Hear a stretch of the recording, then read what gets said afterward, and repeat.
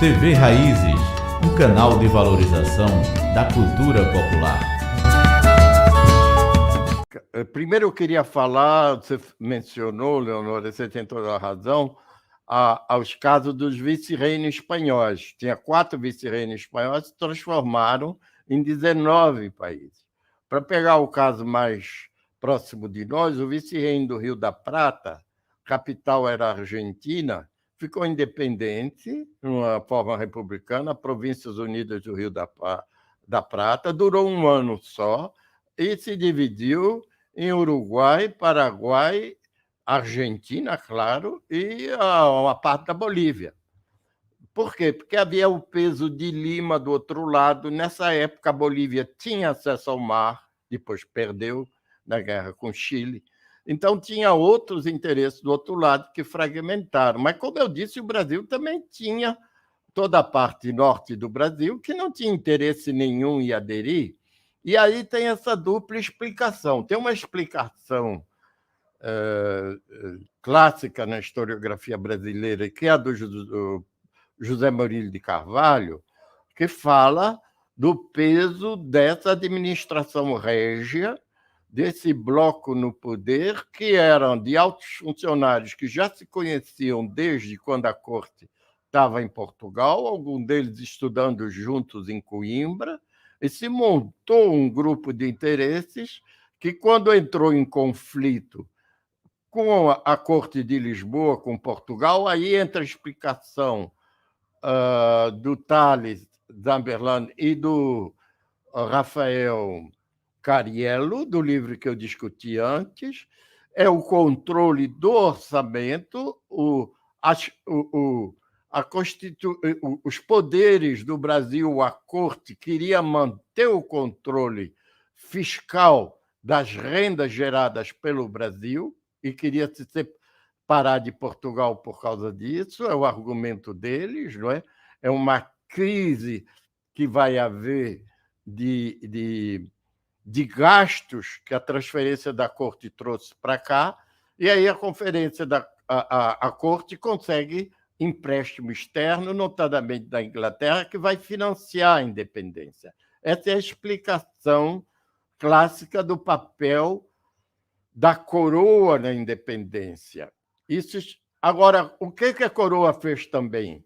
A coroa utilizou o prestígio dela de ser a única monarquia nas Américas, porque nessa época todas as repúblicas estavam nas Américas e todas as monarquias na Europa, de ser uma aliada da Santa Aliança, que era o bloco reacionário monarquista que se criou depois da derrota de Napoleão e do movimento republicano na Europa. Isso, então, levou a essa burocracia imperial se servir dos laços dinásticos e das redes de diplomatas que Portugal tinha na Europa e a Casa de Bragança tinha, porque havia essa inserção antiga de Portugal no sistema de alianças da Europa.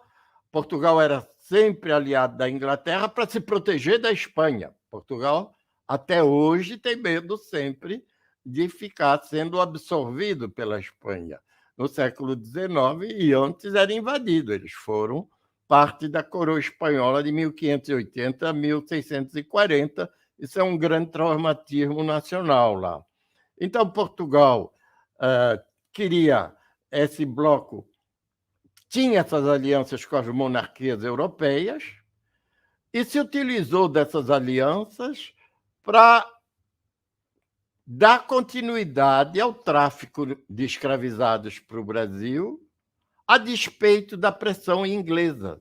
Portugal freou a pressão diplomática e militar inglesa através da Royal Navy, a Marinha de Guerra inglesa, impediu, através de tratado de tergiversação, de enrolação dos diplomatas brasileiros em Londres, de novos tratados, impediu que a Inglaterra interviesse de maneira direta no Rio de Janeiro e nesse comércio de escravizados que se fazia no Atlântico Sul até 1850. Com isso, ela ganhou a adesão das oligarquias regionais, porque nenhuma oligarquia regional dispunha de uma rede diplomática e de uma rede dinástica igual a que estava governando o Rio de Janeiro, capaz de proteger Pernambuco, Bahia, São Paulo que fosse, dessa pressão inglesa que queria terminar o tráfico imediatamente. Em outras palavras, a coroa dos Bragança e o governo do Rio de Janeiro se sustenta num equilíbrio de duas forças indiretas. Uma força externa, que era a Inglaterra, que queria acabar o tráfico imediatamente depois da independência, o tráfico para o Brasil, e outra força interna das oligarquias que não queria acabar o tráfico nunca. E é isso, então, que vai dar o poder ao Rio de Janeiro. O Rio de Janeiro é não só a sede da monarquia, é também o local e o maior porto negreiro das Américas. Foi no Rio de Janeiro que entraram o maior número de escravizados africanos. E esse movimento de deportação para as Américas e africanos se fez justamente na primeira metade do século XIX, e isso reforçou o papel da monarquia.